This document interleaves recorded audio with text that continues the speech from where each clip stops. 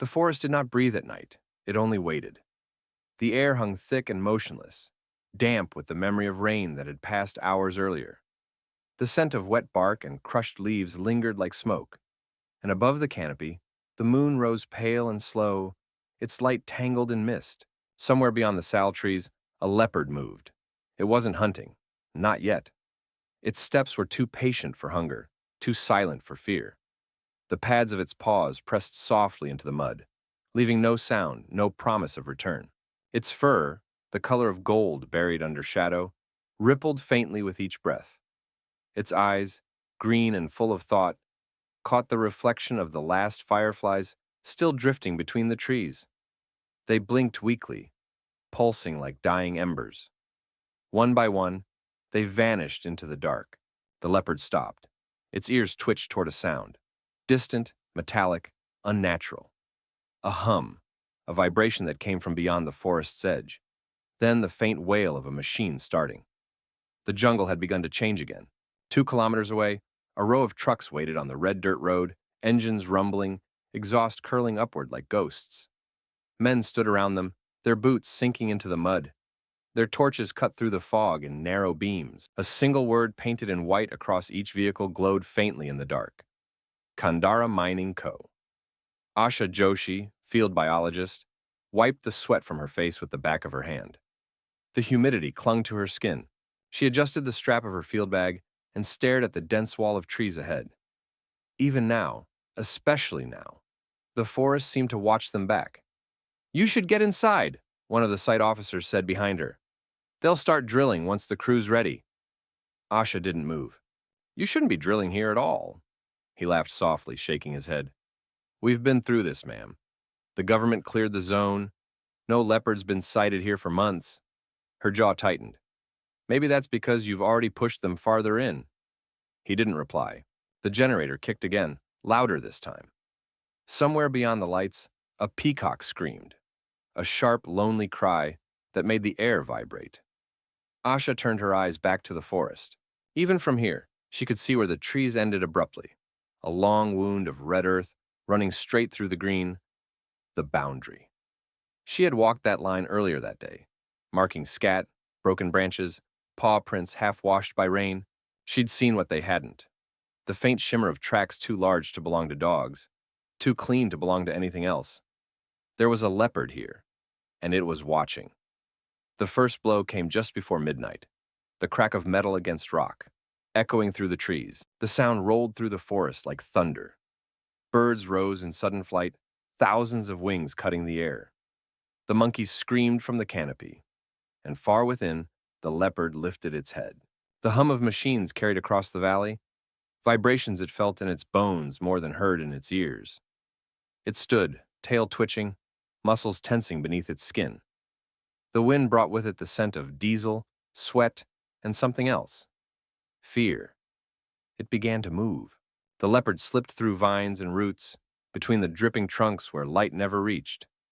Its body was built for silence, every muscle tuned to the shape of shadow.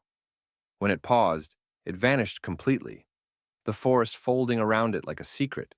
At the ridge, it stopped and crouched low. Below it, the machines glowed faintly under the floodlights. Metal animals feeding on the earth. Men shouted to one another, voices muffled by distance and rain. The leopard watched them without blinking. It didn't snarl, it didn't leap, it only listened. And when the lights flickered, when one lamp burned out and darkness swallowed the far edge of the clearing, the leopard moved again, silent as water, sliding down the slope. At camp, Asha couldn't sleep. The walls of the tent swayed with every gust of wind. The forest outside sounded wrong, too alive, too alert. Crickets chirped and stopped. Cicadas cried once and fell silent. Even the frogs near the stream had ceased their music. She stepped outside, wrapping her shawl tighter around her shoulders. The air was colder now, heavy with mist. The generator hummed faintly behind her, the single remaining lamp throwing long, shaking shadows across the ground. Something moved at the tree line. At first, she thought it was the wind, the slow ripple of branches. Then, the movement came again, a shape low, fluid, deliberate.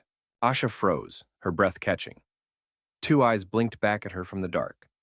Green, luminous, impossibly calm. She knew that gaze. She had studied it for years, seen it through camera traps and in dreams alike. It wasn't the stare of an animal curious about man. It was the gaze of something older than the sound of machines, the last keeper of balance in a world that no longer believed in it. For a moment, neither moved. The forest seemed to hold its breath. Then, a shout broke the silence. One of the guards calling out, drunk, stumbling between tents. The moment shattered. The eyes vanished. By the time the flashlight beams crossed the clearing, there was nothing left but footprints in the mud. Large, oval, perfect. Asha knelt beside them, tracing one print with her fingertips. The soil was still warm. The leopard had come within 20 steps of the camp. It hadn't attacked. It hadn't fled. It had simply come to look. Later, when the men slept and the machines went quiet, the forest began to breathe again. The mist drifted low across the clearing. Somewhere beyond, fireflies pulsed weakly, their glow faint and uncertain. The leopard watched them from a distance, its eyes reflecting their dim light. One by one, the fireflies faded, swallowed by the dark, until none were left. The leopard sat in silence, listening to the hush that followed, a silence so deep it seemed to press against the heart. The rhythm of the forest, once steady as a drumbeat, had lost itself, and when the last light blinked out, the night forgot its own rhythm. By dawn, the mist had retreated into the valleys, leaving the forest wet and shining. The machines slept for now, their metal bodies slick with dew. Smoke from last night's campfires hung low, mixing with the scent of oil and crushed leaves. Asha sat on a fallen log with her notebook open, her fingers tracing the damp pages. The footprints were still fresh in her mind. The size, the depth, the way the hind paws landed almost perfectly on the front. She'd measured leopards before, tracked them through camera traps and paw prints that told stories without words. But this one was different. It wasn't avoiding the noise. It was circling it. The leopard wasn't fleeing from the intrusion. It was studying it. She turned a page. The ink had smudged, but the words were still legible. Adult male, possibly 5 years old. Large stride, behavioral deviation. Approaching human camp, not retreating. Motive unclear. Behind her, the forest shifted. The sound of branches brushing together carried through the damp air, soft and rhythmic. For a moment, it reminded her of breath. Still writing ghost stories, Doctor? She turned. It was Ajit, one of the younger workers, his shirt unbuttoned, his expression half amused. He carried a mug of tea in one hand and an air of exhaustion in the other. Not ghosts, Asha said. Ghosts don't leave paw prints. He smiled. The others think they saw eyes in the dark last night. Green ones, near your tent. They weren't imagining it. That silenced his smile. You're serious? Asha nodded slowly. Leopard. It came close. Watched us. Ajit looked back toward the forest, his gaze uneasy. Then maybe we should pull the lights closer tonight. Some of the men, they believe when a leopard watches you, it's choosing. Choosing. Who walks home and who doesn't? Asha closed her notebook. It's not here to hunt us. It's here because we're tearing its world apart. Ajit frowned. Maybe both things can be true. Later that morning, the drilling resumed. The first strike of the bit shattered the calm, a deep, grinding roar that tore through the forest like a storm. The air filled with the smell of iron and heat. Asha stood at the tree line, arms folded, watching the red dust rise. Her protests, her letters, her reports, all had been read, acknowledged, and quietly ignored. The company's papers said the land was already classified as degraded. But she could still hear the hornbills, still see the faint trails through the brush where elephants once passed. Degraded, perhaps, but still alive. She walked deeper into the shade. The noise dulled slightly, replaced by the thick buzz of cicadas and the soft drip of water from the canopy. There, on the damp soil between roots, more tracks. Fresher this time. Asha crouched, brushing away leaves. The prints were deep, each one distinct. The leopard had passed here only hours ago, maybe less. She followed them slowly, careful not to break twigs or disturb the undergrowth. The trail wound along a narrow stream, shallow but still moving, one of the last veins of water left. Dragonflies skimmed the surface, their wings glinting in the half-light. And then she saw it. Half hidden among the reeds, stretched on a flat stone, lay the leopard. It wasn't asleep. Its eyes were half open, its breathing slow. One foreleg hung over the rock, tail twitching lazily. Its coat shimmered gold in shadow, each rosette sharp in the filtered light. Asha froze. The distance between them was no more than 20 meters, close enough that she could see the faint scars on its muzzle, the slow rise and fall of its chest.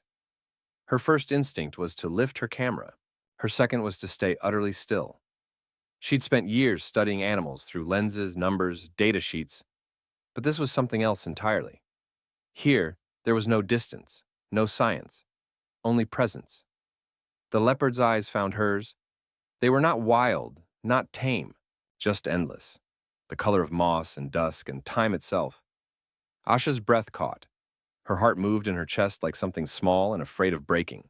The leopard blinked once, then looked past her, toward the direction of the mining site, where the hum of machines still trembled faintly through the ground. Its ears twitched. It stood slowly, muscles rippling, and turned its head toward the sound.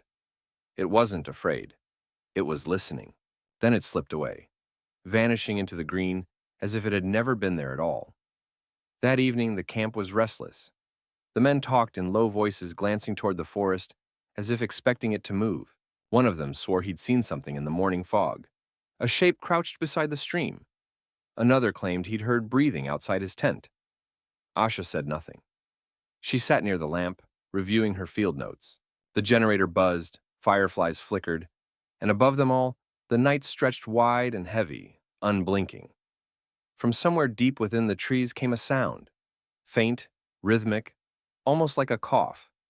Then another. Asha froze. It wasn't laughter, not a growl, a chuffing, the low, throaty sound leopards made when warning or calling to their young. But this was a lone male. She rose, stepping away from the light. The camp faded behind her. The forest opened ahead, dark and wet. At the edge of the clearing, she stopped.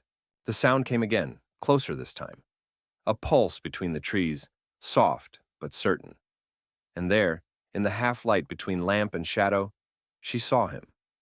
The leopard stood just beyond the reach of the torch glow, body half silver, half gold.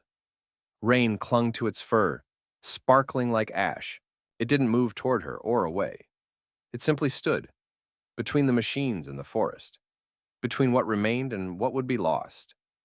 Then, as quietly as it had come, it turned, stepping back into the dark. The fireflies rose in its wake, flickering faintly, and went out, one by one. The night deepened, and the rhythm that had once guided this forest, the pulse of life, of breath, of water, began to falter again, slipping away like a memory. The leopard had watched, the forest had waited, and somewhere in that space between them, something ancient was breaking. The rains were supposed to come 2 weeks ago. The sky, however, remained empty, a great hollow dome of gray light and waiting. The villagers had stopped glancing upward. The forest had stopped hoping. Even the wind had grown tired of carrying dust. Only the leopard still moved with purpose. Asha awoke to shouting.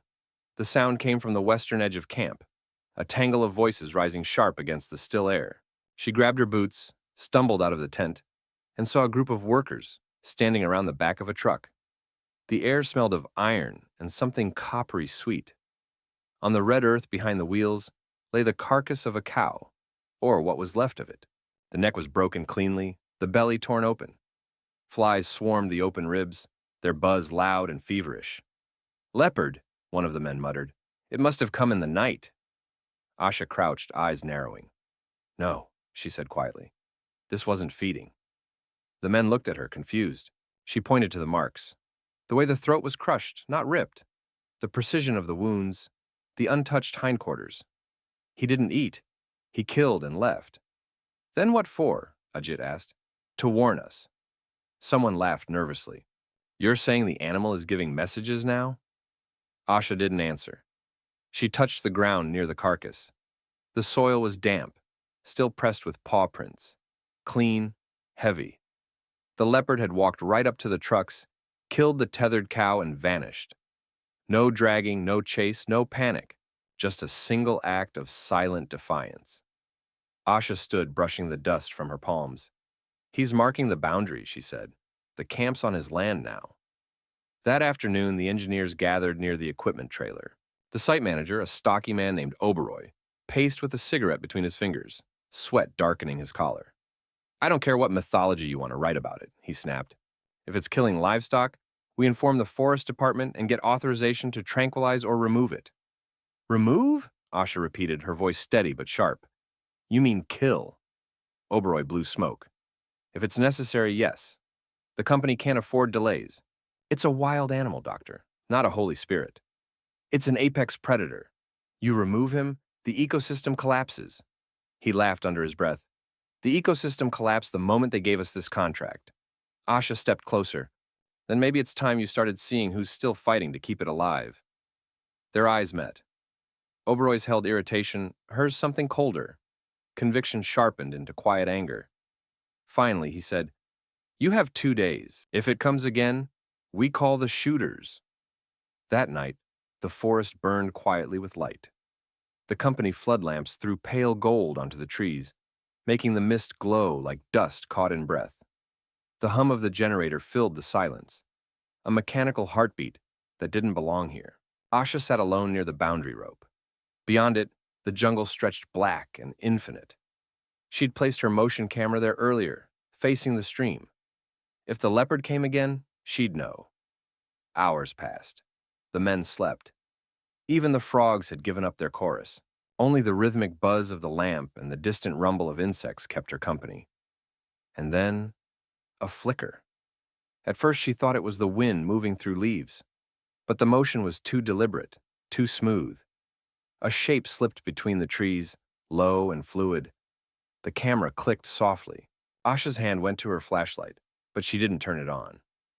The shape emerged from the undergrowth, a ripple of muscle and silence. The leopard. He stopped at the rope line, head low, tail flicking once. His eyes caught the lamplight, burning green for an instant. Then he looked past her, toward the machines, the tents, the smell of men. His gaze lingered there, and Asha could almost feel the question in it, unspoken but heavy. Why? She didn't move. The leopard exhaled, a sound closer to a sigh than a growl. Then he turned, not away but sideways, circling toward the truck that had carried the dead cow that morning. He brushed against it, leaving a faint streak of mud along the metal. A mark, a line. Then he was gone. In the morning, the men found the tracks again. Oberoi cursed under his breath. Ajit stared, and the others whispered. "He's not hunting," Asha said quietly. "He's drawing lines, telling us where we end." Oberoi scowled. "Then let him learn where we begin." He ordered the traps that afternoon. Steel jaws baited with meat, buried under brush. Asha protested, shouted, threatened to report him. He waved her off. "We'll catch him alive," he said. "If he dies, it's his fault." That night, Asha didn't sleep. She waited near the stream again, the motion camera blinking faintly beside her. The air was thick, restless. The sky smelled of rain that still refused to fall. Hours passed. The forest stayed silent. Then, a sound. Soft. Metallic. Asha's stomach dropped. The trap. She grabbed her torch and ran. The beam of light cut through mist and shadow. The noise came again, a sharp clatter, followed by silence. When she reached the clearing, her heart broke in two. The trap had sprung, but not on the leopard. A female deer lay on its side, leg caught between iron teeth, eyes wide with terror. She kicked weakly, her breath wheezing through flared nostrils. Blood soaked the dirt beneath her. Asha dropped to her knees. "Oh no, no." She reached for the release latch, forcing the jaws open. The deer struggled free and collapsed, trembling. Behind her, something moved. Asha froze, the hairs on her neck lifting. Slowly, she turned. At the edge of the clearing, half hidden by mist, the leopard stood watching. He had come for the sound, for the pain. And what he saw was not prey, not threat, but something broken that smelled of iron and fear. Their eyes met. For a heartbeat, the forest forgot to breathe.